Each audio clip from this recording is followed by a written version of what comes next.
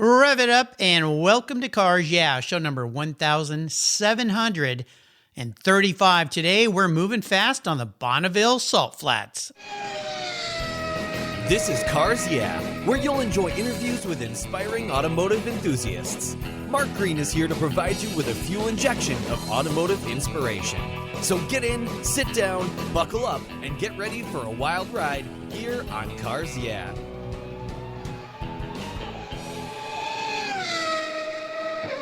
Hello, inspiring automotive enthusiasts, and welcome to Cars Yeah. Today I'm in St. Peters, Missouri with a very special returning guest. In fact, she's a three-peater here on Cars Yeah. Very few people have been on the show 3 times.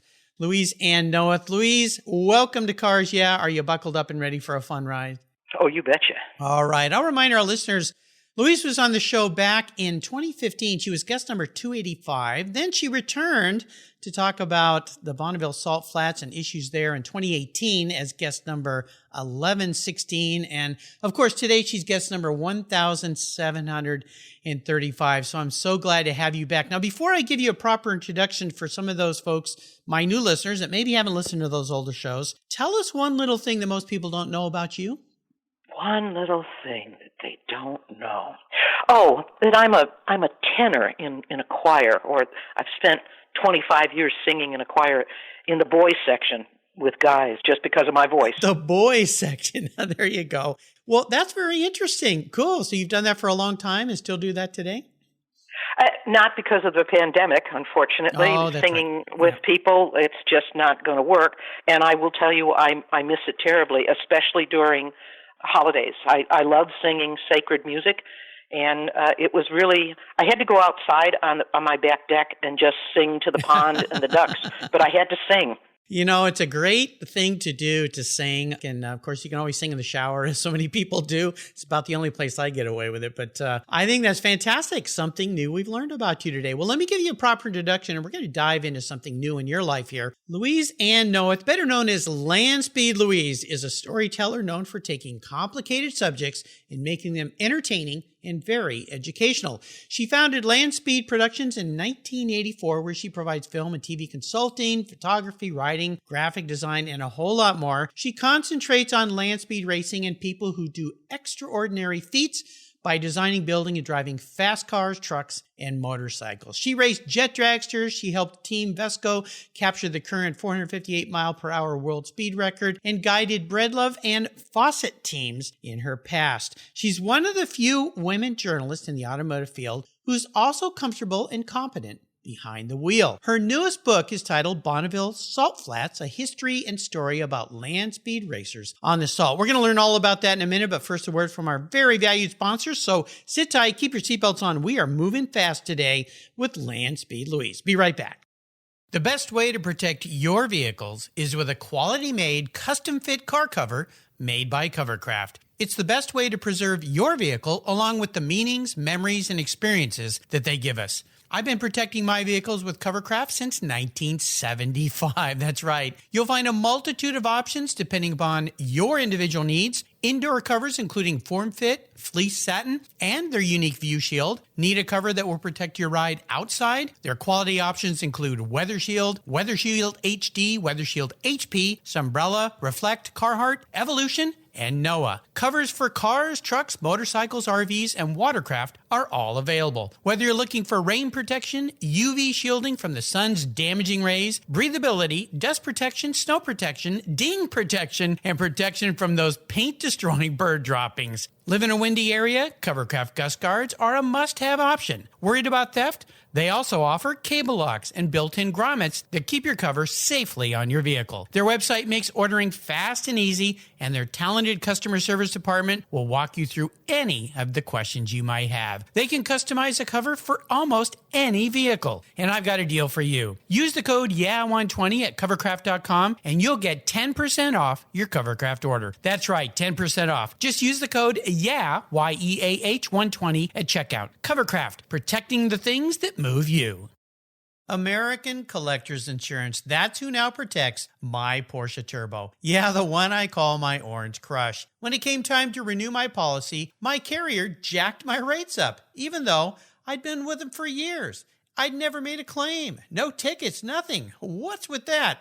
Adios. So I started shopping around and kept hearing about American Collectors Insurance from fellow automotive enthusiasts, friends, and folks in the car industry. I did some investigating and learned that American Collectors Insurance have been protecting collector vehicles since 1976. I'm not a price shopper when it comes to insurance. I want to be able to sleep at night. I also want agreed value protection for my special ride. With an agreed valued policy from American Collectors Insurance, I'll be paid what my vehicle's full agreed value is, a number I set with the insurer at the start of the policy so I know there will be no surprises about what my car's value is, should something terrible happen. I shopped around and decided to protect my car with American Collectors Insurance. Give them a call for a quote today at 866-ACI. Yeah, that's 866-224-9324 and protect the ones you love. Make sure you tell them Mark sent you. You'll be glad you did. American Collectors Insurance. Classic car insurance designed by collectors for collectors. All right, Louise, we are back. And as we continue on this journey, I'm going to start, before we dive into this book, to ask you for a success quote or a mantra. I'm really curious to whether this is the same one you shared before or if you've evolved a little bit over time. So get those inspirational tires smoking a little bit here and take the wheel. Well, let's see. Something inspirational. I guess I'd have to think about that a bit. But essentially, I don't see borders because of my gender, and I've never had a thought that, oh, you shouldn't do that because you're a girl. I've always been, I guess, stay curious. That if you're going to do that, it's stay curious. No matter what age you are, be curious. And in that curiosity, have respect for the future, but go look for it. I always go look for it. I mean, unless I really need a map, I tend to not use one. I can see that with you, Louise. Well, let me tell you what you shared with me last time, but I'm so glad you have something new to share today because that means you've evolved, you've grown, you've changed, which is something that you do all the time. What you told me last time was you can't talk yourself out of a situation you behaved yourself into. Sounds like something a mother would say. Well, yeah, I caught it. It's not something that I authored, but I recognized when someone else said that, I thought, oh, yeah, I got that. Not only, have I done that, try to talk my way out of something, especially when I was a kid, but I see so many people that do that. And if you just nicely say something like that to them, you'd be amazed the change in the look of the person you're interviewing or talking to on how they know that you're calling them out, but you're calling them out gracefully and dignified and giving them a chance to save a little face. And how about let's hit the rewind a little bit and let's try this again. And it usually works.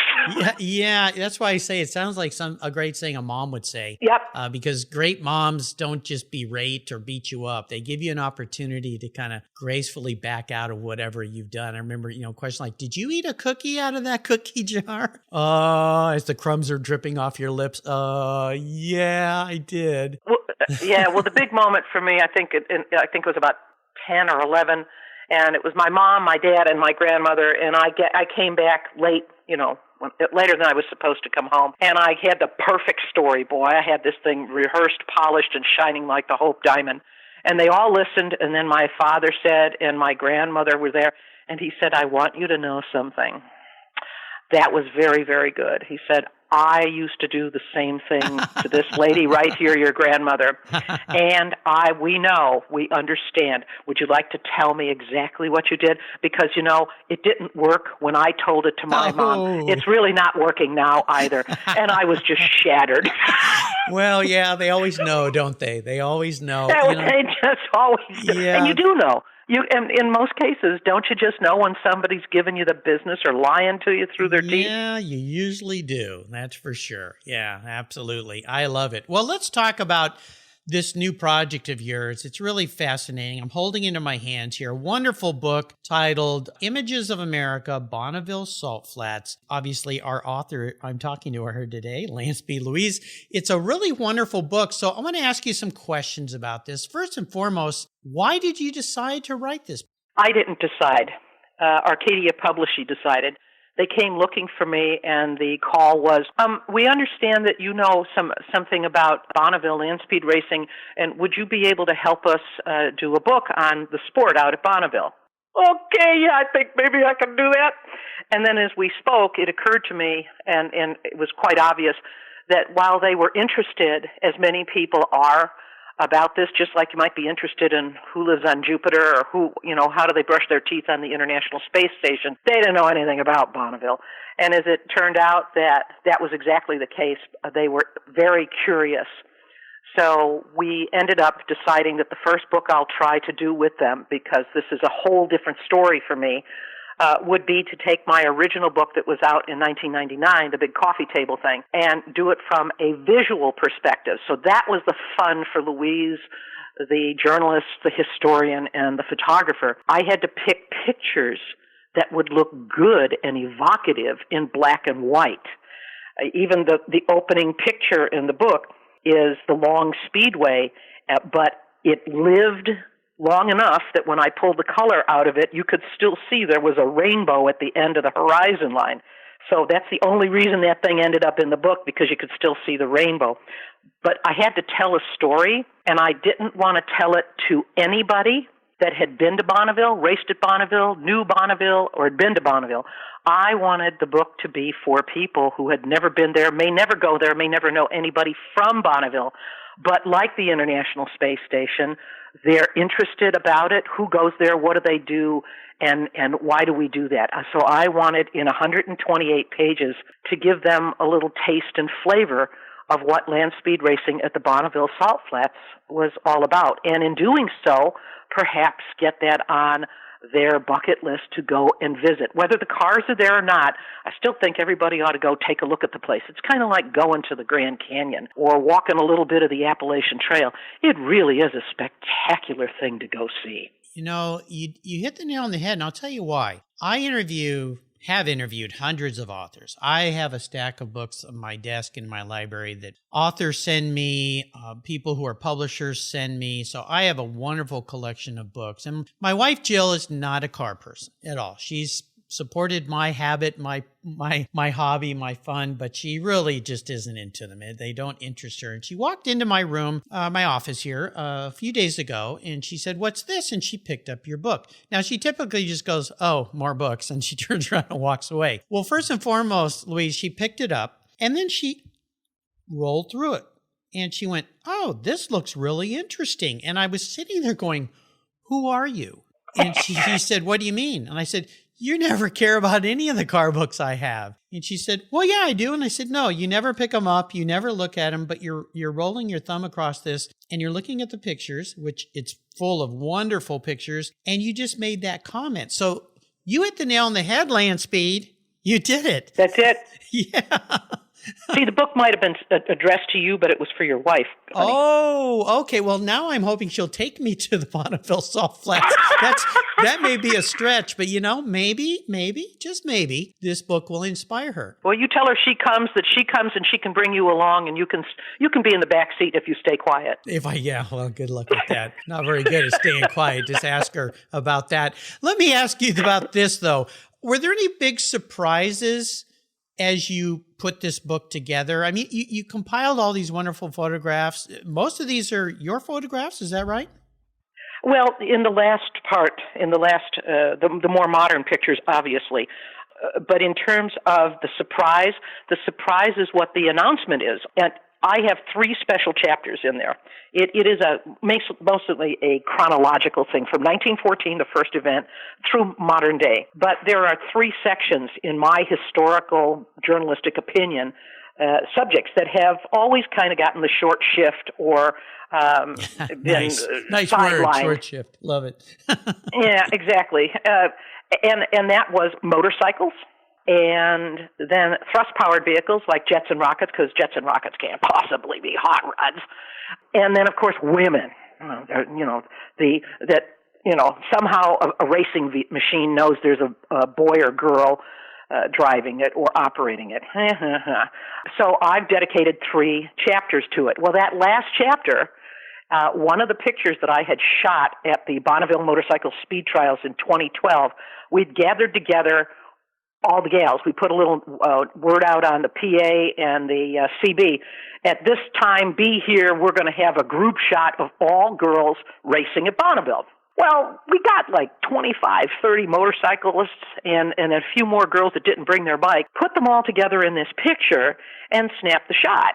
And so when I was trying to identify each person in the picture, that was my endeavor. Every picture that I used, I was hopeful to be able to find out who they were. And that was more work than actually choosing the pictures, chasing down who the heck is left or right. I went to Delvine Manning, who puts on the speed trials, and asked her to help me with some of the faces I knew, but I didn't have the names. Not only did Delvine do that, but she said, oh, by the way, you know that every single one of those girls has a record.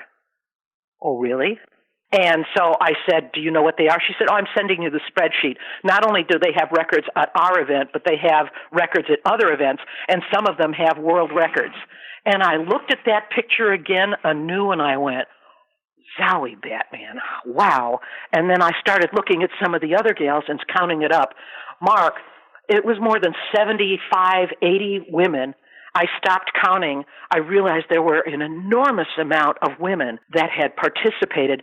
And in this form of motorsport, there is no other segment in the world of motorsport where more women have records and have helmets and Nomex and skin in the game. They do not, if they make peanut butter sandwiches, it's probably for themselves. If they hold an umbrella, it's usually in the rain. It's a wonderful picture. It's an amazing picture. And now that you've shared a little inside story on it, it makes it even more incredible.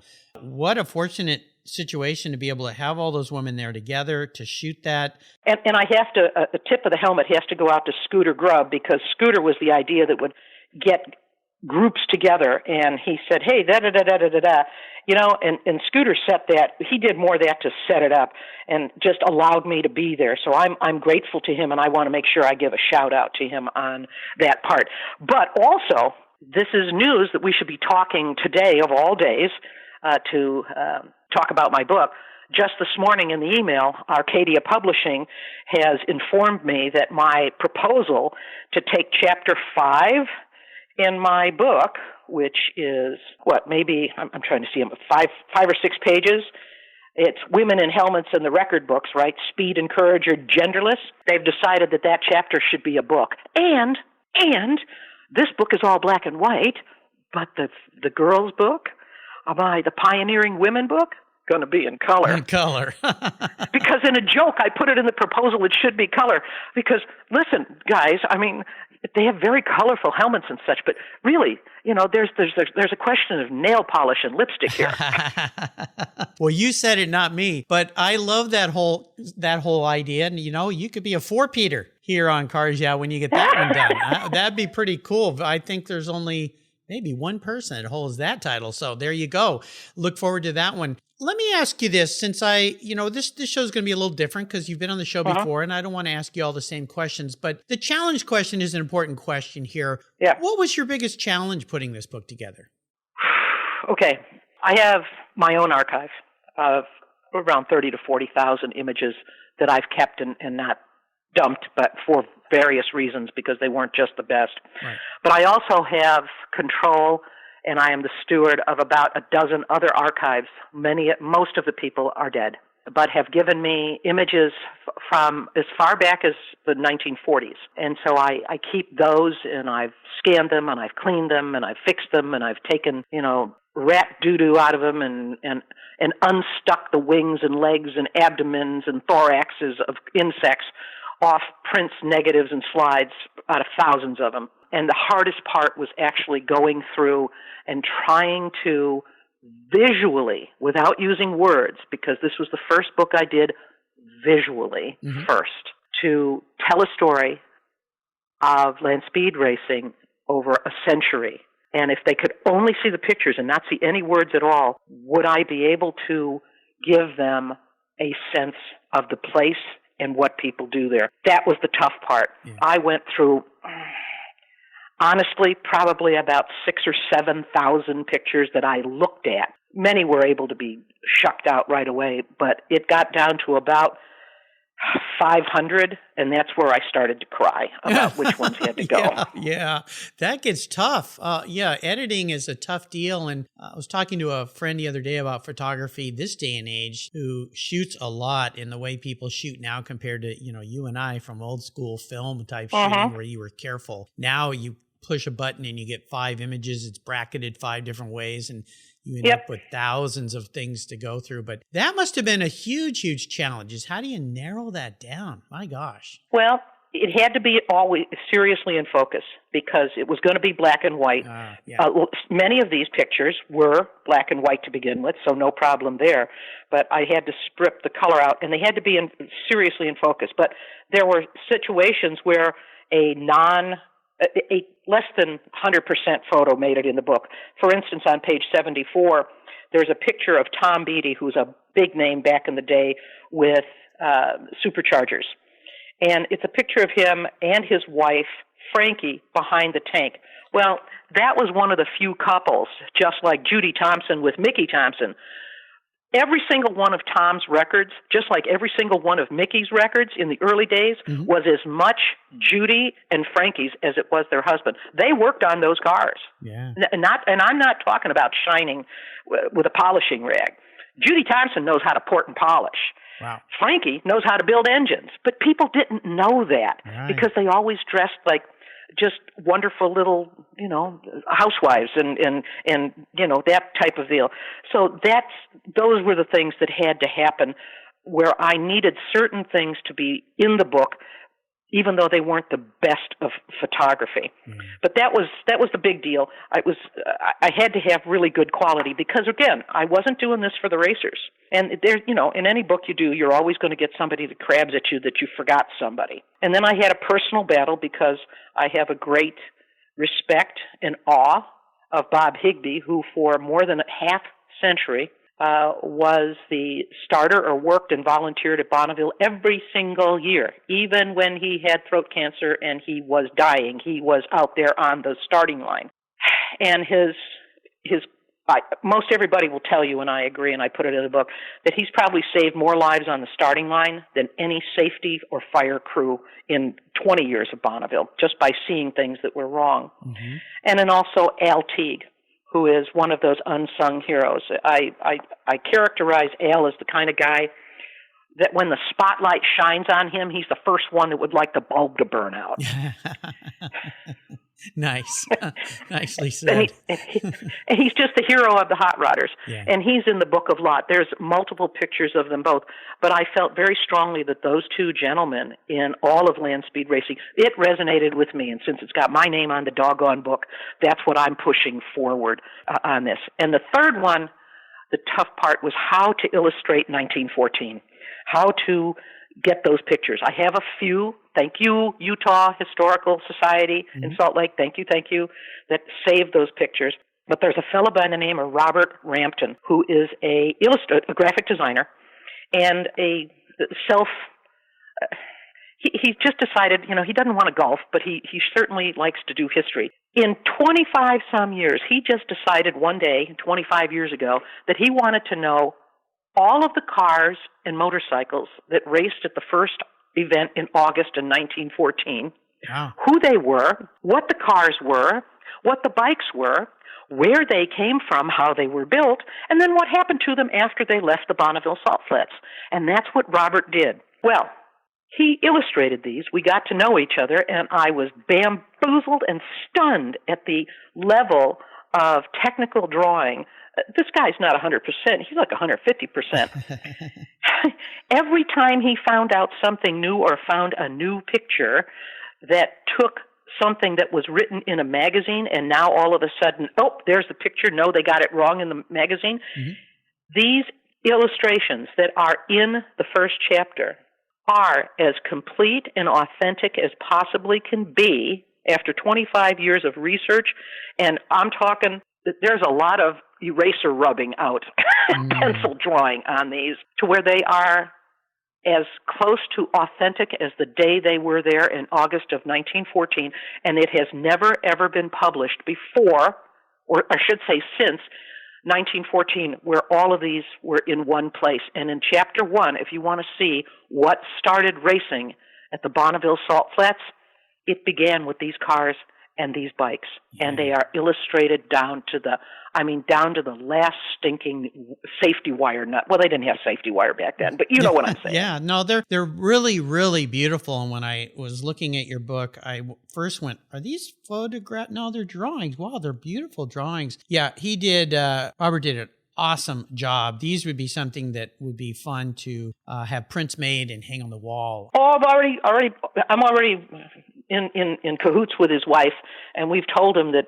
unless he gets some metal prints, because I want to get a set for my house, yes, as well as when we actually have book signings again in the world, and I would like to help promote that. I think it would be stunning to have one big metal print of all the cars on one print, and then all the bikes on another print, and then for those that have little bigger garages or wall space, how about a print in metal of each one beautifully? And the only unfortunate thing is they're all in black and white, but he did all of these in their original colors. Ooh, I'd love to see that. Yeah. Yep.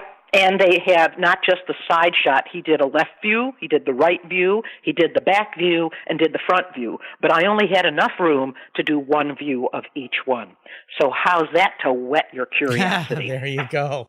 There's a scalable marketing opportunity right there. Let's take a short break, thank our sponsors, and we will be right back talking more about Bonneville Salt Flats with Landspeed Louise. Be right back. GS Events was founded by Cindy Sisson and Teresa Gilpatrick. Together they create strategic alliances, curated events, and business development connecting automotive brands to discerning audiences. Their flagship offering, Women Shifting Gears, amplifies women's voices and participation in the automotive culture. Through strategically developed events, they create innovative concepts and collaborations that create remarkable professional and personal experiences you won't find anywhere else.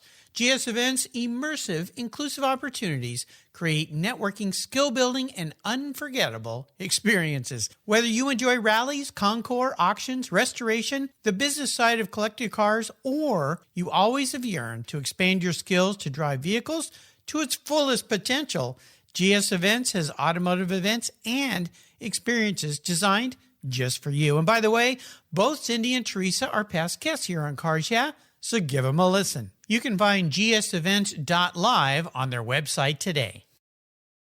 Today's vehicles are essentially computers on wheels, and it takes more than a wrench and oil to keep them humming. That's why Cars Yeah supports TechForce Foundation, a nonprofit dedicated to driving tomorrow's workforce of skilled technicians forward. Techs keep our cars, trucks, airplanes, and fleets rolling. Yet there's a massive tech shortage because many young people don't know it's no longer a blue-collar job. Today, it's a new-collar career. It involves computers, technology, it's in high demand, you get paid really well, and you can live and work anywhere in the country. I know you're passionate about cars, trucks, and motorcycles, and you can help pass that passion on to the next generation of techs so our rides keep rolling down the road. Visit techforce.org today and learn how. All right, we are back. Now, I've got to ask you this question. I know you well, but some of my newer listeners, because I picked up a lot of listeners last year, Cars Yeah, the podcast grew by 59% last year. And I think it had something to do with COVID because people were stuck at home and needed a little extra to do. So there's a little silver lining in the chaos that happened last year and still continues. Why Landspeed record setting? Why Bonneville? Where did this passion come from for you? I always go for the underdog. I always go for the little people. I mean, I know the big dogs. I know giant names. I know, household motorsport folk. But for me, in all the motorsport anywhere in the world, and I mean everything, I am most fascinated by those ordinary people who do extraordinary things just because of the will and the desire and the hope and the attention to the detail. That little storybook we all might have seen as a kid, The Little Engine, I think I can, I think I can. Yeah, well, that's what Landspeed racers are. And they are all amateurs, or at least 99% of them, but they are the fastest people in the world. I don't care how much money you throw at this. I don't care how many Formula One or IndyCar or drag racing sponsors you get. It don't count for the money, honey. It counts with, do you have the smarts, and do you have the patience, and do you understand what it takes to go, not just go in a straight line. The trick is to stay in a straight line at 2, 3, 4, and 500 miles an hour in a car that you built between 2 track houses or in the garage or in the driveway with a pop-up. That's what it takes. And I find that an expression of the great American spirit. It's the same spirit that put the guys and gals on, gals on the moon, the same ones that did this. It's not money. It's magic that comes out of the head and the heart. And that's why I stay there. I love these people and watch the expressions of what they do. It's mechanical art for me. You need a little more passion. Gee whiz. Wake up. Oh my gosh. I've been accused of that before. Yeah, I think so. You know, when I talk to you, Louise, I always get goosebumps on my arms because you get me so fired up. The passion is just exudes out of you. I'm going to ask you a very different kind of question here. And I'm very curious, and I'm glad it's running on the tails of that very passionate couple of lines of wonderful words you shared with us there. If you were manifest as a Landspeed record vehicle, now, this isn't what you want to be or which one you want to be. This is your attributes as a human being, your personality, all the pieces of Landspeed Louise tied together into a Landspeed record vehicle.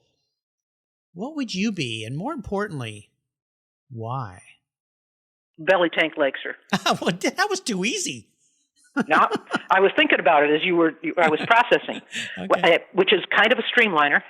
Yeah. But I wouldn't say a streamliner because they're the fastest things on earth, and they're doing that. But a belly tank Lakester because it's much cooler looking than a Roadster. Oh, that's going to get me enemies right there. Yeah, you're in trouble now. But there's more to do. Yeah. With a belly tank Lakester, you got to cover those wheels if you're going to streamline and go a little faster. Yeah. Go a little faster. You're going to maybe have a little more of a motor that you need to put in it that you can't put in a belly tanker. Mm-hmm. So there's always more to do. You hang and swing in the balance. You've come a long, long way. You can taste that great speed, but there's always there's a hunger. There's more hunger there. So I like to stay hungry. I like to be good at what I do. I like to win, don't we all? Mm-hmm. But I always want more to do. I always want to know there's some place to go. So I think I would be a belly tank Lakester who would want to wake up someday to be a streamliner. Nicely done. I love it. That's very cool. Well, let me ask you this. What's one of your personal habits that you believe has contributed to this passion that you have for Salt Flats, speed record racing, all the people and the machinery tied into this? What's one of those habits that you do every day, every part of your life that has contributed to those wonderful moments in your life? Curiosity. Yeah.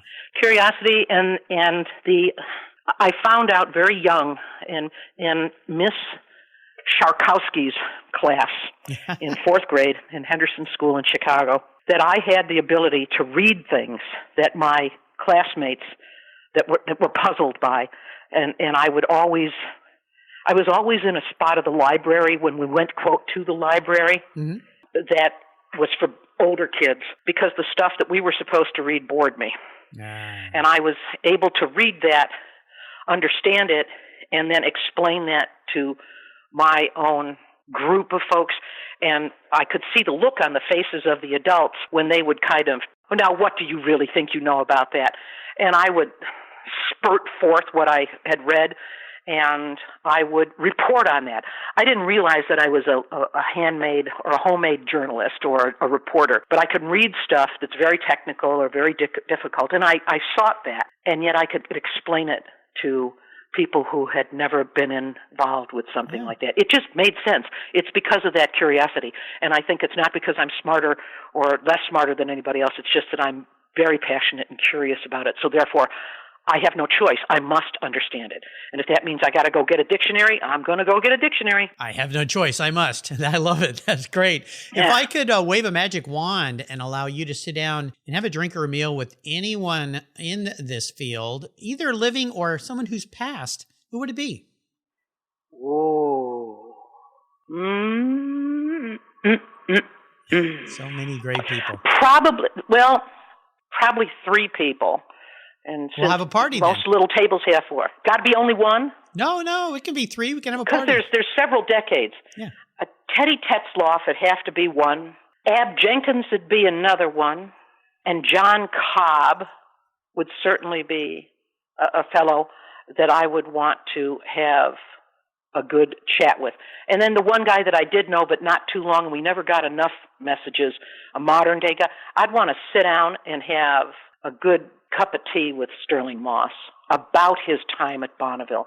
I found out about his time at Bonneville through Phil Hill, but Sterling and I never got enough time to talk about it because he was always getting interrupted because he was the star and I was just the vagabond kid trying to get 5 minutes of his time. Right. That's fascinating little bit of trivia there that I think a lot of people may not know about Sterling Moss. So you got to go and Google that and do a little research, listeners, because I think you'll be quite surprised at what you learn about Sterling Moss and Bonneville and going fast in a straight line.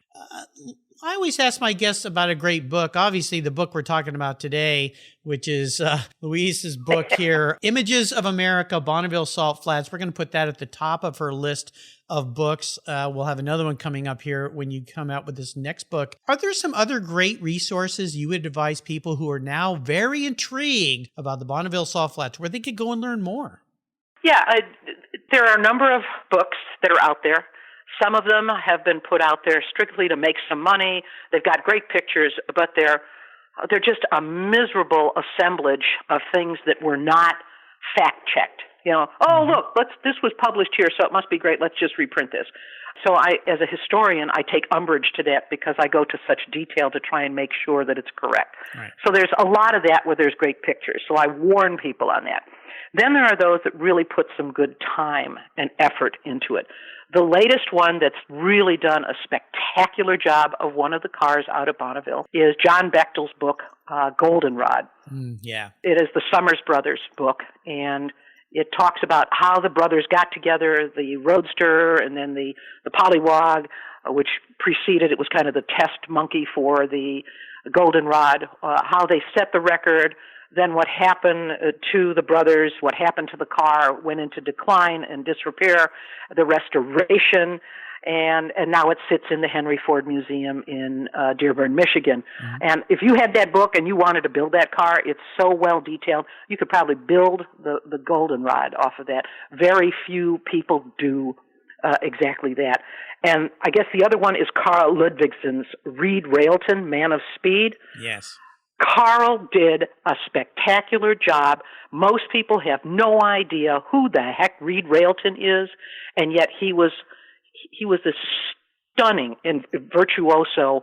He is with mechanicals what Tchaikovsky was with music, if you will, or Mozart was with music mechanically. And Carl did a spectacular job on that. So, and then another thing, a personal one, would be Sarah Kasperwitz, The Reluctant Rocket Man, which is the backstory of Ray Dousman and how he was a kid all his life from the alleys, the gravel alleys in Blue Island, Illinois, with rockets, and how he grew up to design and build the rocket motor that fueled Gary Gablich's Blue Flame, which is still, as we talk today, the America's fastest designed and built hot rod.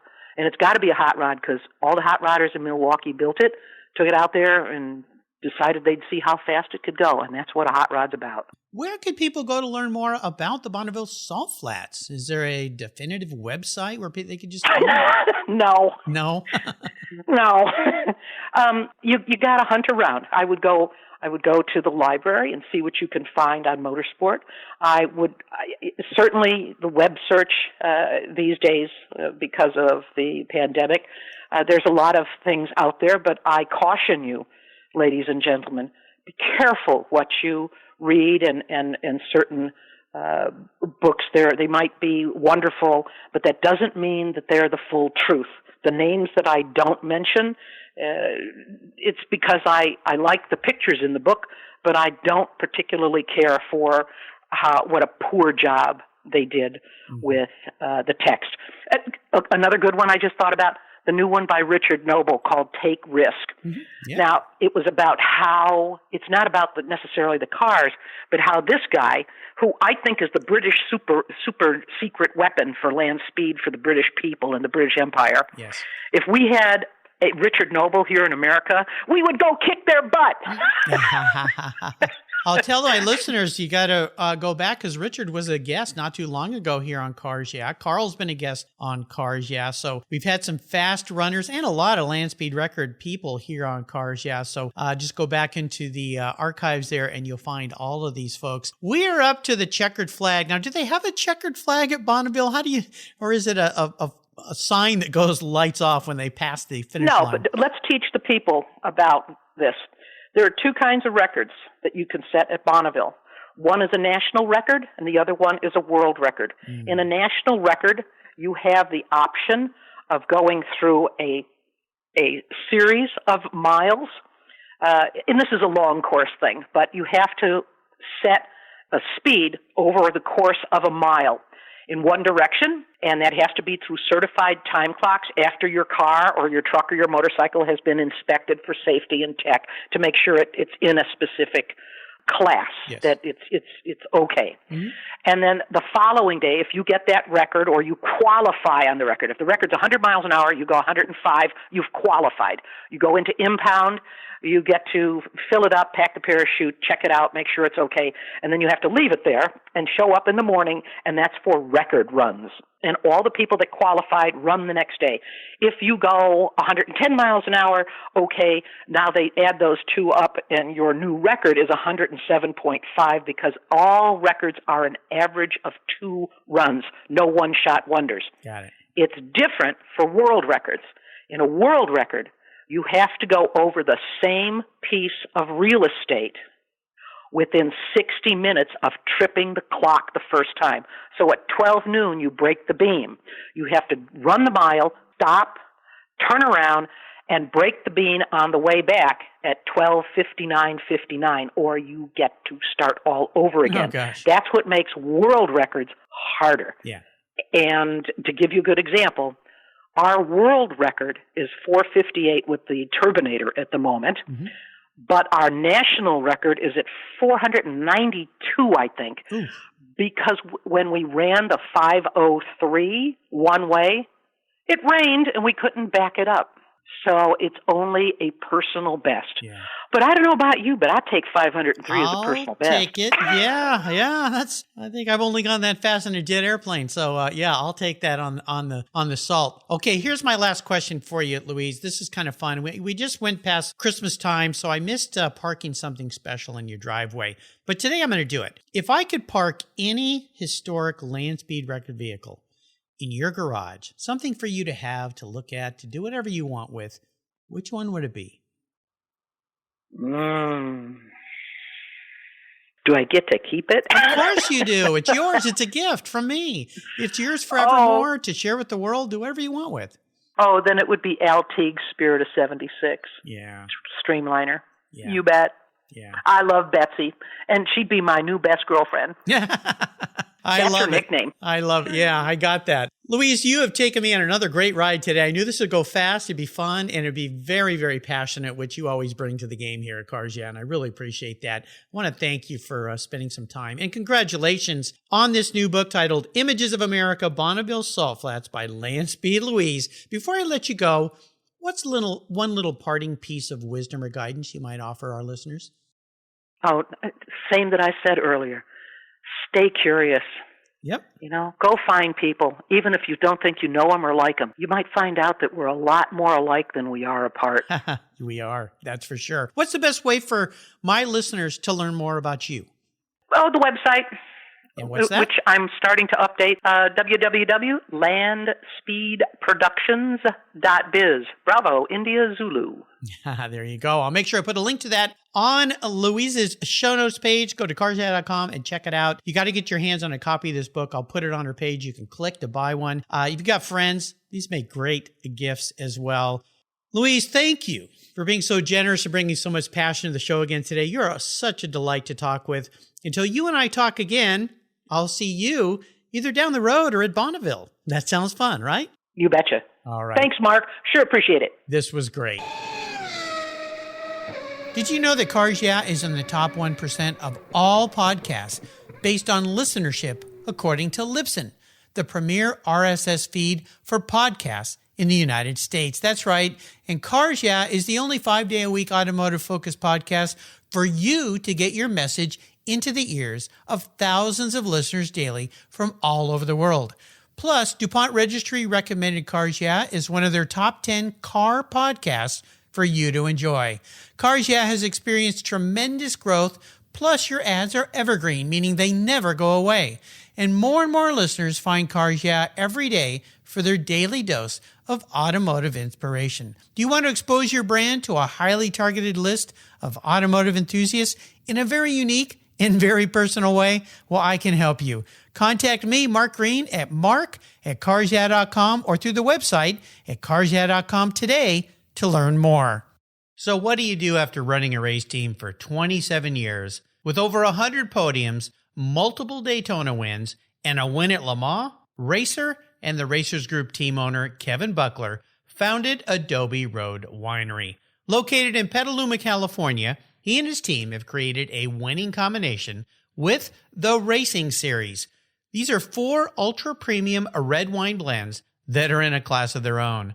Like racing, these wines comprise of art, precision, engineering, science, wrapped in a whole lot of fun. You can choose from 4 blends, titled Redline, Apex, Shift, and the 24. Today I'm going to tell you about Apex. It's a rich and complex blend of Cabernet Sauvignon, Syrah, and Cabernet Franc. This blend is a showcase of perfection and hits the apex with its full-bodied, smooth finish. An added, very cool option is the label. It's a multi-dimensional rumble strip apex, reminiscent of Turn 4 at Laguna Seca. The Racing Series is a spectacular gift for the automotive enthusiast in your life, and I've got a deal for you. If you use the code CARSYEAH, all one word in all caps, at checkout, you get $10 off any purchase of the wines from the Racing Series. Your wine ships promptly and arrives quickly. Use the code CARSYEAH at checkout for $10 off your purchase today. There's always a seat at the table for excellence with the Racing Series. Go to adoberoadwines.com today and use the code CARSYEAH. Cheers! Thank you so much for joining us on today's ride here at Cars Yeah. Drive on over to carsyeah.com to find show notes and inspiring automotive fun.